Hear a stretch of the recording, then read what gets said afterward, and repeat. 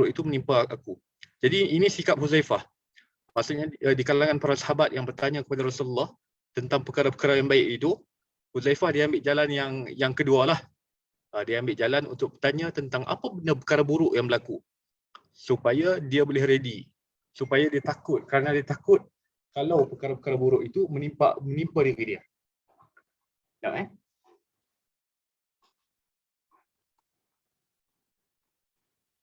Faqultu ya Rasulullah, kata Huzaifah, wahai Rasulullah, inna kunna fi jahiliyatin wa syar.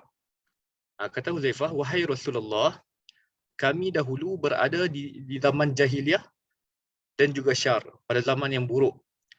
Maksudnya ini adalah zaman sebelum kedatangan Islam. Kan? Arab sebelum kedatangan Islam, dia berada pada zaman yang buruk. Pada waktu itu kufur banyak. Kan? Berlaku kemaksiatan yang banyak. Berlaku al-fawahish. Fawahish ni zina yang banyak. Itu yang maksudnya. Maksud Huzaifah tanya itu.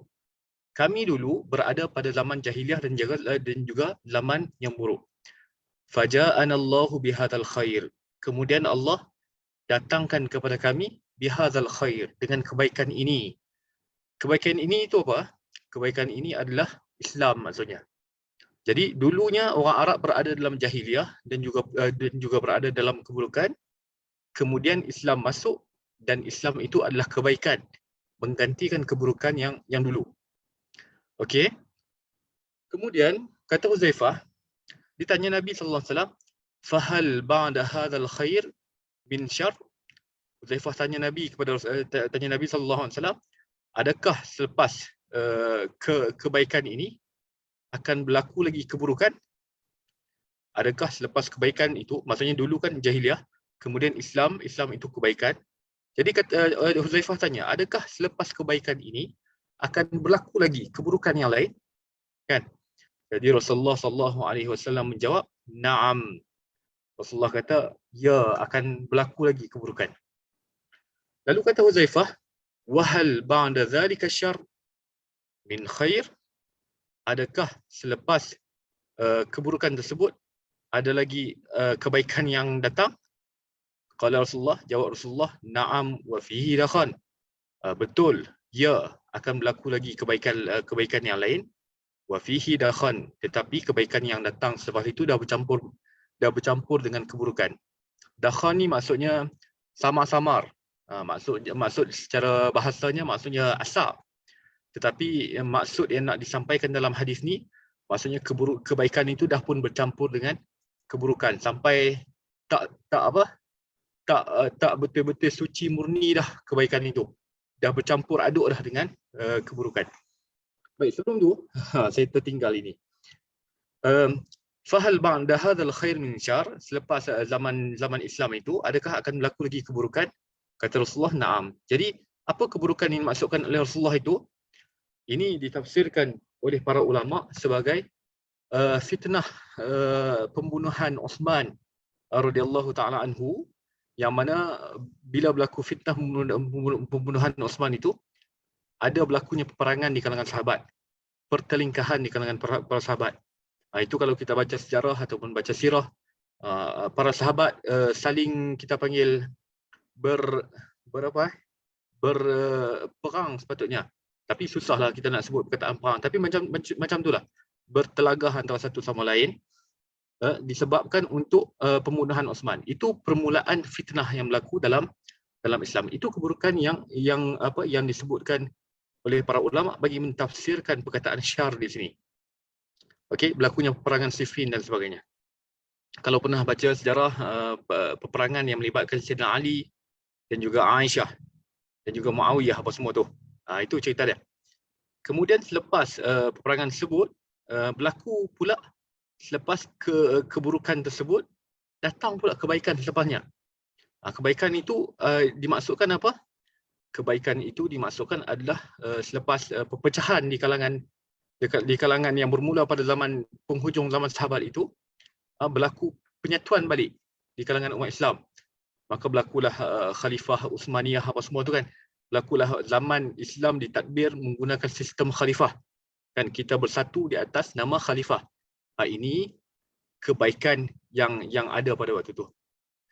Tetapi kata Rasulullah, wa fihi dakhan, kebaikan pada waktu itu telah pun bercampur aduk dengan keburukan. Jadi kebaikan tu tak betul-betul 100% kebaikan lah. Dia dah jadi samar-samar, kan?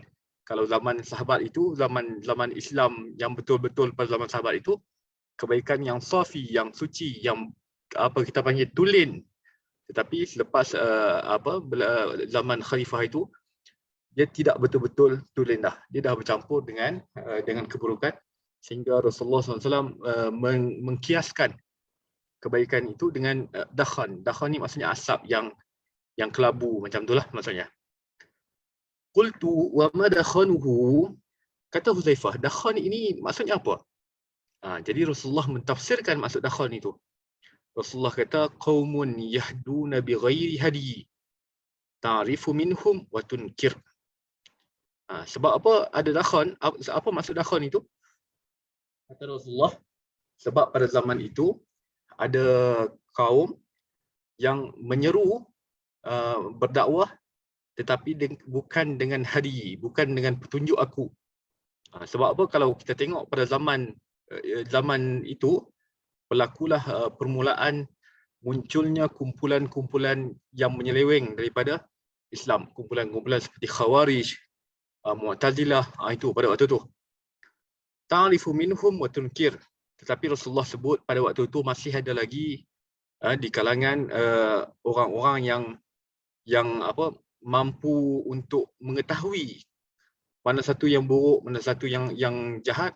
Jadi mereka tahu dan mereka mengingkari perkara tersebut. Dan itu, pengingkaran tersebut dianggap oleh Rasulullah SAW sebagai suatu benda yang bagus, satu benda yang baik. Jadi Huzaifah bertanya lagi, fahal ba'da dhalikal khair min syarr? Adakah selepas kebaikan itu, kan, tahu tentang perkara yang mungkar, kemudian menegur dan juga tak setuju itu, selepas kebaikan itu, adakah ada lagi keburukan? Kata Rasulullah, na'am, ada lagi keburukan. Keburukannya apa? Du'atun ala abwabi jahannam man ajabahum ilaiha khazafuhu fiha. Kata Rasulullah, ada lagi, akan sampai lagi zaman di mana ada pendakwah yang menyeru kepada pintu-pintu jahannam, pintu-pintu api neraka. Man ajabahum ilaiha qazafuhu fiha. Sesiapa yang menyahut seruan mereka, maka dia akan tergolong, akan membawa kepada pintu jahannam tersebut, pintu neraka tersebut. Qultu ya Rasulullah sifhum lana, kata Huzaifah, wahai Rasulullah, sifatkan kepada kami bagaimana mereka ini. Ini du'atun ala abwabi jahannam ini, macam mana ciri-ciri mereka? Pendakwah yang menyeru kepada api neraka itu, macam mana ciri-ciri mereka? Lalu Rasulullah sallallahu alaihi wasallam sebut, qala hum min jildatina wa yatakallamuna bi alsinatina. Rasulullah sebut mereka itu adalah di kalangan jildatina, di kalangan sekulit dengan kita. Maksudnya sebangsa dengan kita. Wa yatakallamuna bi alsinatina, bercakap dengan lisan-lisan kita.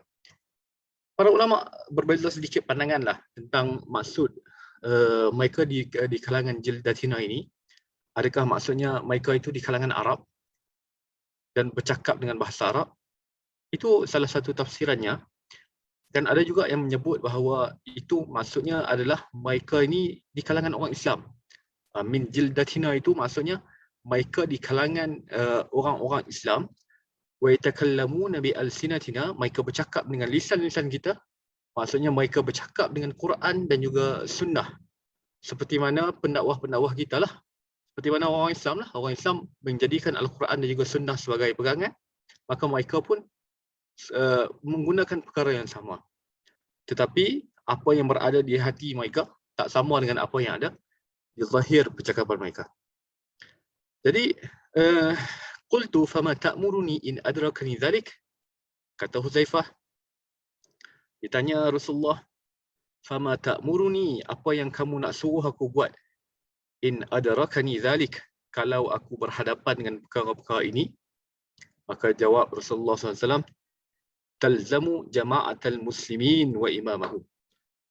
kamu mestilah melazimi, mengikuti, mentaati jamaah kaum muslimin dan juga pemimpin-pemimpin mereka.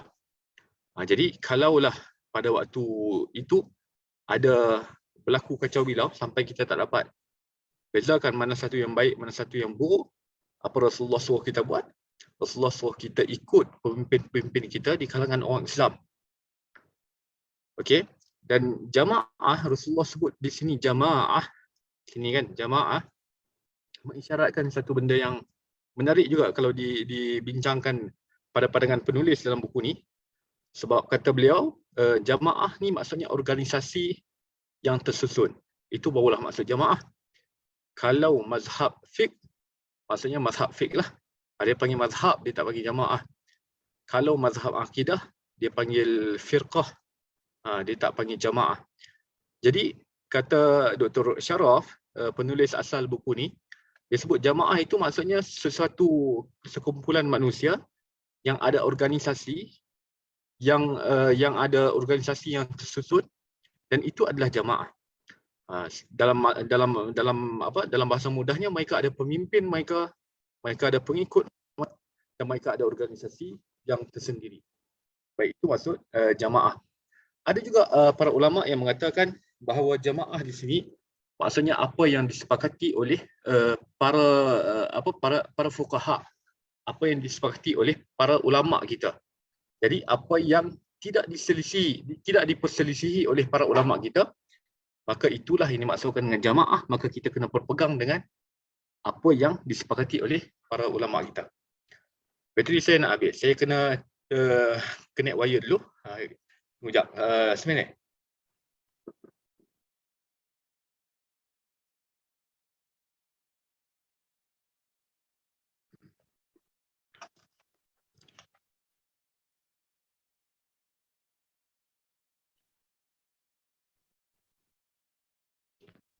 Okey. Kita sambung Qultu fa illam yakun lahum jama'atun wala imam. Kata Huzaifah, kalaulah tidak ada lagi jamaah ataupun imam. Jamaah tak ada dah, kepimpinan tidak ada dah, pemimpin pun tak ada dah. Jadi nak buat apa? Maka Rasulullah SAW menyebut fa'tazil tilkal firaq kullaha walau an ta'adda bi aslin syajarah hatta yudrikakal maut wa anta 'ala zalik. Maka Rasulullah suruh memisahkan diri daripada semua kumpulan-kumpulan. Walau an ta'adda bi asli syajarah. Walaupun kita terpaksa berpegang dengan akar pokok. Ini lagi kita jelaskan maksudnya. Hatta yudrikakal maut wa anta 'ala zalik, sehinggalah kalau mati sekalipun kamu berada dalam keadaan itu, keadaan yang pegang akar pokok tadi. Okey, maksudnya apa? Maksudnya kalaulah tidak ada jemaah, tidak ada satu kumpulan yang membawa Islam contohnya. Tidak ada dah, kita tengok semuanya membawa kepada bukan Islam. Okey, apa yang kita kena buat? Kita kena tinggalkan semuanya. Okey, yang liberal ke, komunis ke, apa ke, tinggalkan semuanya. Walau an ta'adda bi asli syajarah. Tinggalkan dan kita kena kuat pendirian kita maksudnya. Ta'adda bi asli syajarah itu berpegang dengan akar pokok itu, maksudnya adalah kita kena utuhkan pendirian kita. Kita kena kuatkan pendirian kita supaya kita kekal dalam keadaan Islam. Tidak terikut-ikut dengan perkara yang lain-lain yang bertentangan dengan Islam. Hatta yudrikakal maut, sehingga kalau kita mati sekalipun, kita tetap dalam keadaan Islam. Kita tidak terikut dengan perkara-perkara lain yang bertentangan dengan Islam. Itu maksud bagi fa'tazil tilkal firaq kullaha itu. Jadi hadis ini secara umumnya menyebutkan tentang fatrah-fatrah, peringkat-peringkat bagaimana zaman usia dunia ini yang berlaku.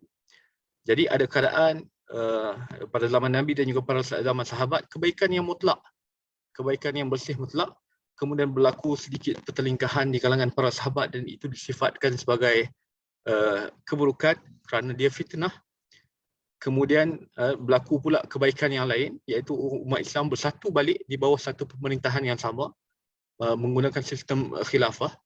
Kemudian tetapi pada waktu itu dah bercampur dah antara baik dengan buruk. Kan? Dah ada samar-samar dah. Jadi sebab apa ada samar-samar? Sebab mulalah muncul firqah-firqah, kumpulan-kumpulan yang menyeleweng daripada Islam, Mu'tazilah, Khawarij, apa semua yang kita sebutkan tadi. Dan juga sampailah ke satu zaman seolah-olah Rasulullah sallallahu alaihi wasallam ingin mengatakan bahawa kalaulah kita ada pemimpin yang di kalangan Islam, kita kena bersatu dengan pemimpin Islam. Kalau tak ada pemimpin, kita kena cuba untuk wujudkan satu pemimpin Islam, bersatu di kalangan pemimpin Islam. Kita tak boleh sama sekali untuk ikut petunjuk yang selain daripada Islam. Ini yang maksudnya talzamul jama'atul muslimin ni. Bahkan ada riwayat yang menyebut walaupun kita itu dipukul belakang, maksudnya bersatu dengan pemimpin Islam itu walaupun kita ni kena dera. Itu maksudnya. Sehingga Al-Imam Al-Baydawi, saya nukilkan daripada Fathul Bari, Imam Ibn Hajar menukilkan daripada Al-Imam Al-Baydawi, maksudnya walaupun pemimpin Islam itu melakukan dosa, kita perlu untuk bersatu dengan pemimpin Islam. Sebab poinnya adalah bersatu, bukan berpecah. Kan? Bila kita tak bersatu dengan pemimpin Islam, kita berpecah dan kita masuk kepada keburukan yang lebih besar. Mengikut petunjuk-petunjuk yang tidak ada Islam sikit pun. Jadi biar ikut Islam yang ada apa? Yang sekalipun ada sedikit keburukan berbanding ikut yang bukan yang tidak ada Islam padanya. Sehinggalah mungkin pada masa yang akan datang nanti tidak ada lagi pemimpin Islam secara tuih, tak ada dah. Tak ada siapa dah yang kita boleh ikut. Yang baik pun tak ada, yang buruk pun tak ada. Jadi kat mana apa yang perlu kita buat? Maka kata Nabi sallallahu alaihi wasallam, kita kena tinggalkan semua kumpulan. Tinggalkan semua kumpulan dan kita kena tetap kekal dalam Islam. Utuhkan diri sampai Rasulullah kiaskan perkara itu dengan kita kena pegang dengan akar pokok, maksudnya. Anta'adda bi asli syajarah. Kita kena pegang, umpama itu genggam akar pokok itu sungguh-sungguh. Hatta yudrikakal maut, sampai kita mati pun dalam keadaan kita genggam akar pokok itu. Jadi maksudnya kita kena kekal dalam Islam secara bersungguh-sungguh sampai kita mati pun jangan sekali-kali tinggalkan akidah kita, Islam kita. Itu maksudnya. Okey? Itu hadis yang pertama. Saya nampak ada orang angkat tangan. Tapi jap je lah. Di hujung-hujung nanti kita buka sesi soal jawab. Baik, hadis yang kedua yang kita akan bincangkan adalah sebahagian daripada tanda kecil kiamat. Kalau tuan-tuan ada buku, muka surat 25. Lupa maklum muka surat tadi. Kalau tuan-tuan ada buku kronologi kiamat ini kan, muka surat 25. Saya just ringkaskan balik dan present daripada situlah. Jadi hadis yang seterusnya adalah isyarat-isyarat yang wujud daripada hadis Nabi sallallahu alaihi wasallam tentang tanda-tanda kecil yang berlaku sebelum berlakunya kiamat. Kan? Tanda besar nanti. Ini tanda-tanda kecil. Jadi hadis yang pertama itu adalah tentang permusuhan kaum kafir terhadap kaum muslim. Hadis daripada Sauban, qala Rasulullah sallallahu alaihi wasallam, daripada Sauban kata Rasulullah sallallahu alaihi wasallam, yushiku al-umamu an tada'a alaikum kama tada'a al-akalatu ila qas'atiha. Akan sampai satu waktu setiap golongan ataupun setiap umat akan tada'a alaikum, akan berkumpul, akan bersepakat untuk kama tada'a al-akalatu ila qas'atiha. Setiap golongan, setiap umat akan bersepakat kita panggil apa? Menyerang kamu. Sepakat untuk menghancurkan kamu. Ini terjemahan dia. Kama tada'a al-akalatu ila qas'atiha, seperti mana manusia berhimpun untuk makan daripada satu bekas. Untuk bahasa mudahnya lah, kita kata umpama orang kita ni berkumpul dalam bulatan, makan dalam talam, macam itulah tafsiran yang mudah. Jadi al-umam yang dimaksudkan oleh dalam hadis Nabi SAW ini ditafsirkan oleh para ulama kita sebagai kufar, orang kafir. Akan sampai satu zaman orang kafir itu akan main-mainkan kita mereka semua bersepakat untuk menyerang kita, menyerang orang Islam. Bersepakat untuk menghancurkan orang Islam. Kama tada'al akalatu ila qas'atiha, sehingga umpamanya apa? Umpamanya orang berhimpun untuk makan dalam satu bekas. Bekas tu kita. Itu maksudnya.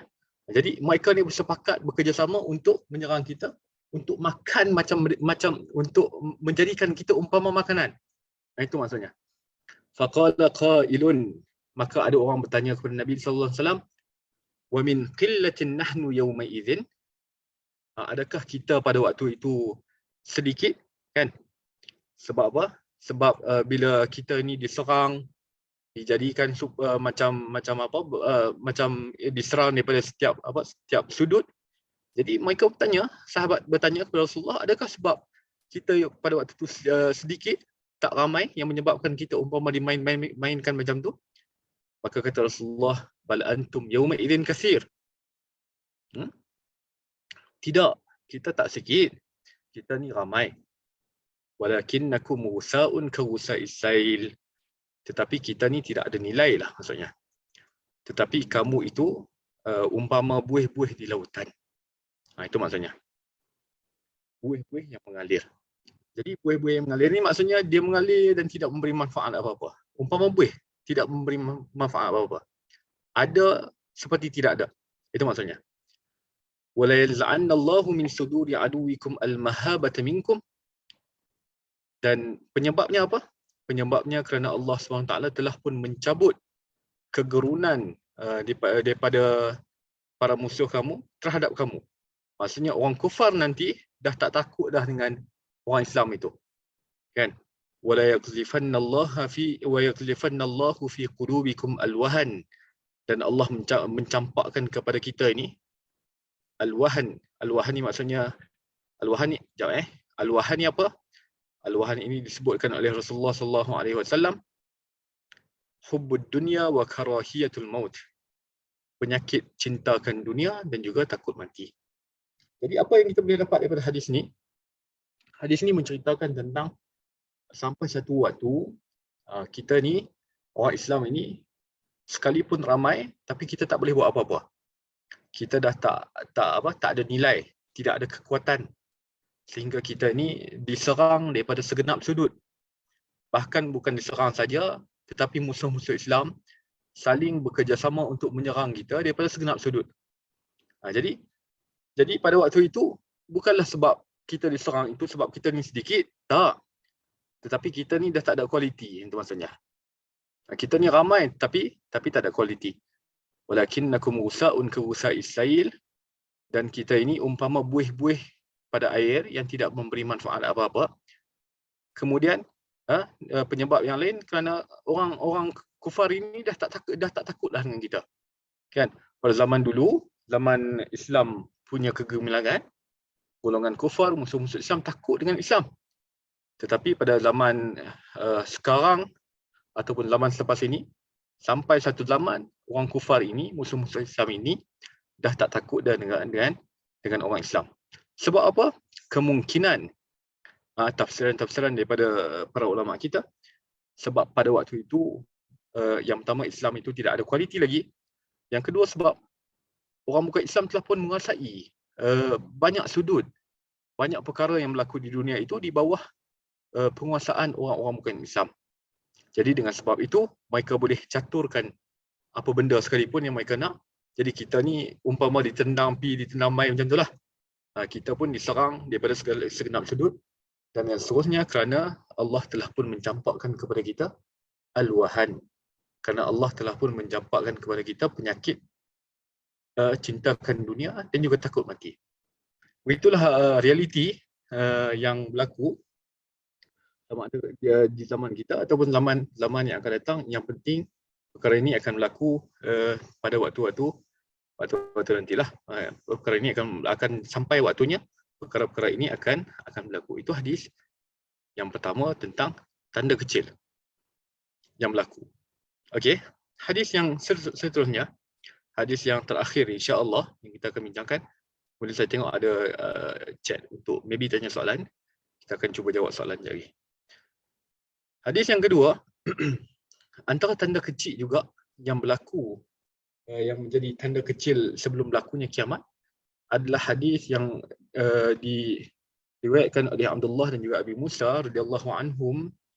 Qala, mereka berkata, qala Nabi sallallahu alaihi wasallam, Nabi sallallahu alaihi wasallam bersabda, inna baina yaday sa'ah la ayyaman. Sesungguhnya akan sampai sebelum waktu kiamat itu, la ayyaman, ada hari-hari sebelum akan terjadi hari-hari, hampir-hampir waktu kiamat itu akan terjadi beberapa, macam mana tengok terjemahan dia, susah nak buat ayat ni. Apabila hampir berlakunya kiamat akan terjadi hari-hari di mana berlakunya kejahilan, maksudnya. Jadi sebelum berlakunya kiamat itu ada beberapa hari-hari, ada beberapa zaman-zaman yanzilu fiha al-jahl, kejahilan, berlaku padanya kejahilan, wa yurfa'u fiha al-ilm, dan ilmu diangkat, wa yakthuru fiha al-haraj, dan banyaknya berlaku pembunuhan. Wal haraju al-qatl, haraj itu apa? Maksud haraj itu adalah pembunuhan yang dahsyat, yang banyak. Okey. Jadi Rasulullah sebut sebelum berlakunya hari kiamat itu, di antara untuk sampai kepada hari kiamat itu, ada waktu-waktu di mana kejahilan akan berleluasa di kalangan kita, di kalangan umat Islam. Kan? Dan ini kalau tengok kepada buku ini, penulis menyebutkan keadaan itu, waktu itu telah pun berlalu. Sebab apa? Sebab ini terjadi maybe 100 tahun yang lepas. Pada zaman-zaman di mana orang waktu tu buta huruf. Nak baca pun tak boleh, kan? Nak mengira pun tak boleh, kan? Ada yang solat, ada yang tak solat. Kan? Itu artinya kejahilan pada waktu itu. Tapi kata Syekh Syaraf Qudah ini, waktu itu berada pada zaman penghujung khilafah Osmaniyah. Iaitu pada waktu itu hampir tiada yang mampu membaca dan menulis di setiap ceruk kampung. Dan kejahilan dalam hukum hakam syarak mencapai kemuncaknya apabila hanya sedikit yang mendirikan solat. Itu waktu itu dah pun berlaku pada menurut Syekh. Dan tak mungkin, bukan tak mungkin, apa boleh jadi dia akan berulang lagi pada zaman-zaman yang akan datang. Wa yurfa'u fiha al-ilm, dan ilmu diangkat. Ialah bila tersebarnya kejahilan. Sebab apa? Sebab kita tak ada orang alim, ilmu dah tidak dibincangkan secara serius. Bagaimana Allah angkat ilmu? Itu dalam hadis yang lain, Nabi SAW sebut ilmu itu diangkat dengan cara apa? Dengan cara dimatikan para ulama. Dimatikan para ulama. Innallaha la yaqbidul ilma intiza'an yantazi'uhum minal ibad. Allah tidak mencabut ilmu itu daripada hati-hati orang secara direct. Walakin yaqbidul ilma biqabdil ulama. Tetapi Allah mengangkat ilmu itu dengan mematikan para ulama. Okey. Kemudian wa yaksuru fiha al-haraj, dan pada waktu itu juga akan berlaku sebelum berlakunya kiamat, apabila hampir-hampir berlakunya kiamat, akan berlaku pembunuhan yang besar-besar. Pembunuhan yang besar-besar ni maksudnya pembunuhan yang melibatkan kematian yang ramai sekaligus. Itu maksudnya. Dan kalau kita tengok pada hari ini, kalau kita tengok sebelum tu kita tengok dalam ulasan daripada penulis buku, dia sebut pembunuhan yang banyak ini terjadi dengan dua perkara. Yang pertama adalah sebab kemajuan dalam bidang pengangkutan. Kan, bila bidang pengangkutan itu dah berkembang maju, jadi kuasa besar dalam dunia ini dia boleh pergi ke tempat-tempat yang kuasa kecil ni, tempat-tempat yang lemah, yang dhaif ni, lalu dia kuasai mereka, berlaku peperangan, kan. Jadi bila mudah untuk sekarang ni kita ada jet dan sebagainya, kan. Mudah untuk pergi daripada satu tempat yang jauh kepada satu tempat yang lain untuk menguasai kuasa-kuasa kecil itu, maka berlakulah peperangan, dan itu boleh membawa kepada pembunuhan yang ramai. Itu yang pertamalah menurut penulis. Yang kedua adalah sebab penciptaan senjata. Senjata dah makin canggih. Dulu orang berperang menggunakan apa? Menggunakan pedang, menggunakan panah, kan. Tapi sekarang senjata dah makin canggih. Orang dah tak guna dah pedang, orang dah tak guna dah panah. Orang dah guna bom atom, orang dah guna nuklear, kan. Macam tu. Sehingga kan penulis bawa contoh apa yang berlaku di Hiroshima dan juga Nagasaki ketika Perang Dunia Kedua di tangan Amerika Syarikat, di mana bom atom diturunkan, dicampak ke Hiroshima dan Nagasaki itu, sehingga membawa kepada kematian yang banyak sekaligus, sehingga mengorbankan sekurang-kurangnya 129,000 orang pada 9 Ogos 1945. Itu maksudnya itu Al-Haraj berlaku. Kemungkinan akan berlaku lagi, mungkin akan berlaku lagi. Dan kalau kita perhatikan apa yang berlaku pada zaman kita ini, kita tengok kematian yang besar sekaligus itu berlaku juga dengan sebab aksiden kan. Aksiden sekarang ni bukanlah aksiden motor, basikal, kereta dah. Aksiden yang sekarang ni kita dah selalu mendengar aksiden kapal terbang kan. Sekali mati 500 orang, sekali mati 1,000 orang, macam tu. Jadi itu semua adalah isyarat daripada Nabi SAW tentang hari-hari sebelum berlakunya kiamat akan berlaku perkara-perkara yang macam inilah. Kejahilan dah berlaku menurut penulis, boleh jadi dia akan berlaku lagi, dan juga ilmu diangkat pun boleh jadi akan berlaku lagi. Sekarang ni kalau kita tengok keadaan kita ni educated lah, kita kata. Kita boleh berkongsi ilmu dengan mudah kan. Sekarang ni menggunakan internet lagi mudah untuk berkongsi ilmu. Mungkin akan berlaku satu zaman nanti ilmu susah untuk dikongsikan kerana ilmu tu dah diangkat. Dan yang ketiga adalah berlaku kematian yang dalam keadaan yang ramai secara sekaligus. Saya ingat itu 3 buah hadis yang kita boleh bincangkan pada malam ini. Hadis yang pertama tadi, kalau kita patah balik sikit, sahabat Huzaifah tadi tanya Nabi tentang apa yang nak berlaku selepas kebaikan, selepas keburukan. Jadi Rasulullah menyebutkan tentang peringkat-peringkat yang akan berlaku di kalangan umat Islam, yang akan menimpa di kalangan umat Islam.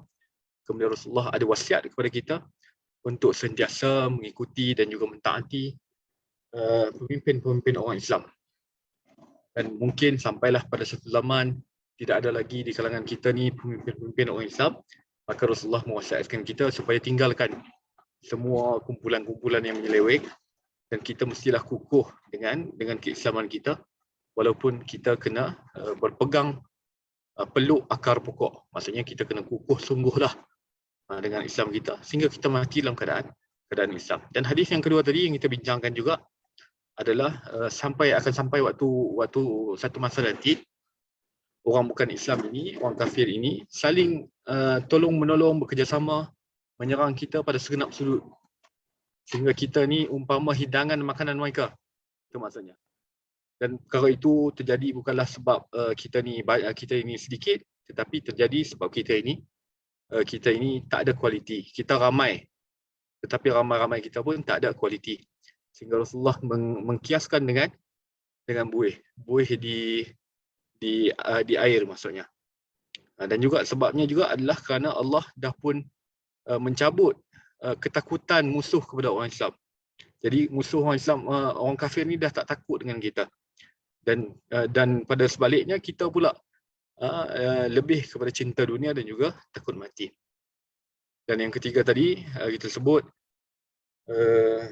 akan berlaku juga satu zaman sebelum berlakunya kiamat. Ini tanda-tanda kecil yang terakhir yang kita bincangkan tadi, iaitu kejahilan yang berleluasa, kemudian Allah Ta'ala mengangkatkan ilmu, dan juga yang terakhir itu adalah berlaku pembunuhan secara besar-besaran secara sekaligus. Itulah yang kita boleh kongsikan dan juga bincangkan. Wallahu subhanahu wa ta'ala alam. Saya tengok dulu chat kalau ada soalan ni. Oh, bukan ni. Ini untuk sumbangan ikhlas kalau ada yang nak bagi sumbangan. Kalau ada soalan, sama ada boleh buka mic dan tanya, ataupun boleh tanya kat chat kalau ada soalan.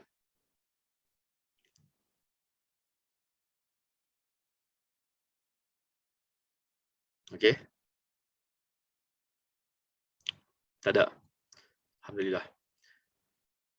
Tak ada Ada soalan kat chat, Ustaz. Ada soalan kat chat. Mana chat pula tadi?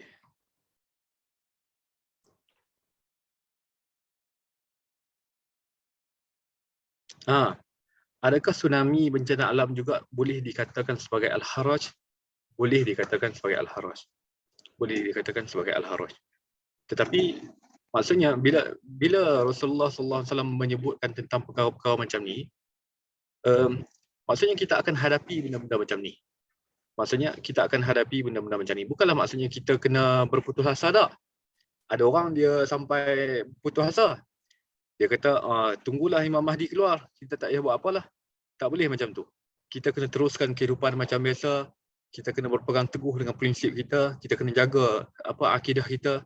Kita kena jaga keislaman kita dengan sebaik-baiknya. Apa yang mampu kita kena jaga.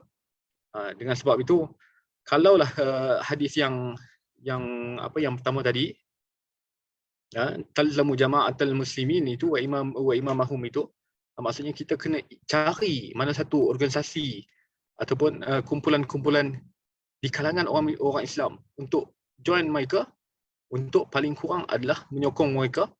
Ini bukan ceramah politik ya. Jangan salah anggap. Ini bukan ceramah politik. Maksudnya Nabi SAW suruh kita bersatu. Nabi SAW suruh kita bersatu di kalangan kaum muslimin, jangan sampai berpecah belah, sampai mengorbankan Islam kita.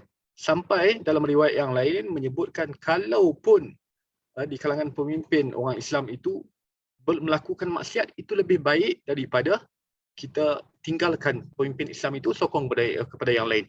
Itu maksudnya. Dan kemungkinan akan sampai pada waktu satu zaman nanti, tidak ada lagi pemimpin di kalangan orang Islam, tidak ada lagi pimpinan Islam, tidak ada lagi jamaah muslimin. Jadi pada waktu itu Rasulullah SAW sebut kita tetap perlu kukuh, utuh, sabat di kalangan untuk berpegang dengan Islam kita ni. Kita perlu tinggalkan semua kumpulan-kumpulan yang bertentangan dengan Islam, dan kita kena utuh dan juga sabat, kuat, bertahan sehinggalah kita mati dalam keadaan sedemikian. Macam itulah. Sebab saya sebut ni sebab ada golongan yang memang betul-betul mereka ni give up dah, senang kata. Give up. Tunggulah Imam Mahdi keluar. Tak macam tu. Tak macam tu. Tetapi kita ni yang sepatutnya adalah kita kena kuat sungguh-sungguh. Kita kena pertahankan apa yang sepatutnya kita pertahankan. Itu maksudnya.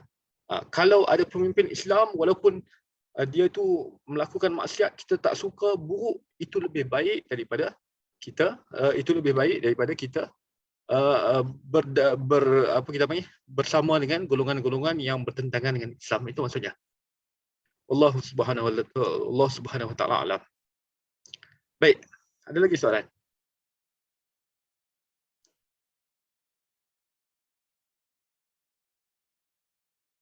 Dah. Kalau tak ada, setakat itu saja perkongsian kita. InsyaAllah kuliah yang seterusnya akan disampaikan oleh Dr. Yusof Ismail. Kemudian kita akan berjumpa lagi pada next 2 minggu sekali, 2 minggu lagi lah, sebulan lagi. Saya minta maaf kalau ada salah silap daripada saya, dan juga kalau ada kesilapan itu daripada saya, yang baik itu daripada Allah, yang buruk itu daripada saya. Wallahu subhanahu wa ta'ala alam. Assalamualaikum warahmatullahi ta'ala wabarakatuh. Terima kasih banyak kerana sudi untuk mendengar pada hari ini. Minggu depan. Baik. Terima kasih banyak. Assalamualaikum warahmatullahi ta'ala wabarakatuh. Waalaikumsalam. Assalamualaikum.